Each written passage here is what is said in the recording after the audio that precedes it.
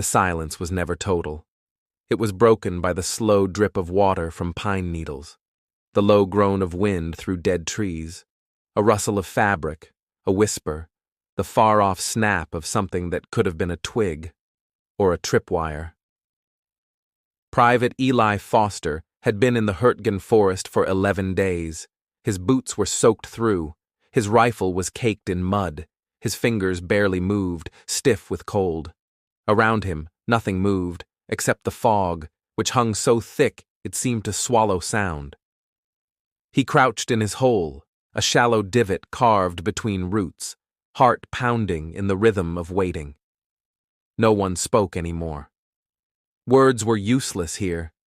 They hadn't known what they were walking into. In November 1944, American forces pushed across the German border, determined to smash through the Siegfried Line and capture the Ruhr industrial heartland. To do that, they needed to control the Hürtgen Forest, a stretch of dark pine along the Belgian-German frontier. It looked simple on paper, just woods, hills, some trails, a few villages. But the forest was a trap. The Germans knew this land. They had fortified it for years. Camouflaged bunkers, interlocking fields of fire, thousands of mines, booby traps, pre-registered artillery zones. Every path had been measured, every hill covered. The Americans had maps, but the terrain made them worthless.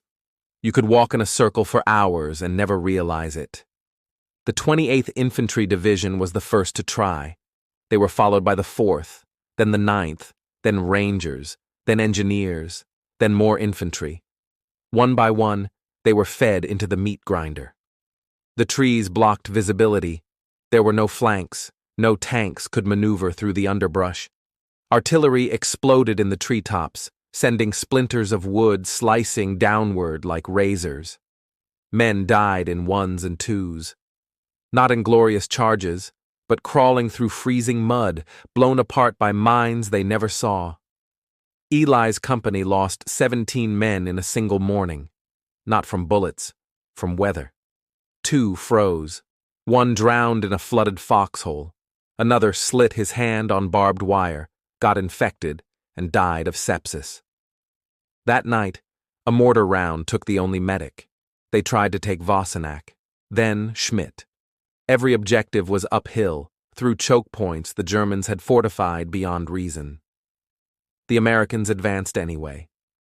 Each time they did, they were pushed back. Or worse, they held it, only to be shelled into oblivion while waiting for supplies that never came. And still, command insisted. They called it a vital objective. Secure the flank. Keep pressure on the Siegfried Line. No one at the front believed it anymore. They just followed orders because not following them was worse. Foster hadn't changed his socks in 5 days.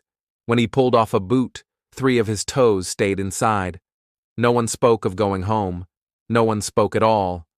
The forest discouraged noise. On the 12th night, his buddy Keller broke. They'd been walking through ravines, lost, when Keller sat down beneath a pine and refused to move. He wasn't crying, just quiet. When Foster shook him, he smiled and said he was waiting for a train. There were no trains. Keller was gone the next morning. No blood, no noise, just vanished. That was the middle of the story. When most of the men realized they wouldn't make it out whole, even if they lived. You could survive a bullet. You couldn't survive the forest. In December, while Eisenhower's attention turned toward the Ardennes and the Battle of the Bulge, the men of Hürtgen were still dying, forgotten, bleeding into snow. The Germans had begun using gas shells again. Men coughed blood, staggered blind, clawed at their masks in panic. Friendly fire incidents became daily. Whole units vanished without record. Some tried to desert. Most failed. One lieutenant who refused to send his men into a kill zone was court-martialed. Foster didn't care. They were all dying anyway. By February 1945, the forest was no longer an objective. The line had shifted. The war had moved on, but the cost remained. Over 33,000 American soldiers were killed, wounded, captured, or listed missing in the Hürtgen Forest. German casualties were likely equal, but less documented. And what had been gained? A few miles of trees, a handful of burned villages, no strategic breakthrough, no shift in momentum, just dead men. Decades later, veterans still refused to speak of it. Not out of pride, but horror. There had been no glory in that place, no victory, no clear enemy, just fog, fire, and the slow, methodical grinding down of everything human. Today, the forest is quiet again, but you can still find rusted helmets buried under the moss, still see trees scarred with shrapnel, still find bones. The forest never forgets.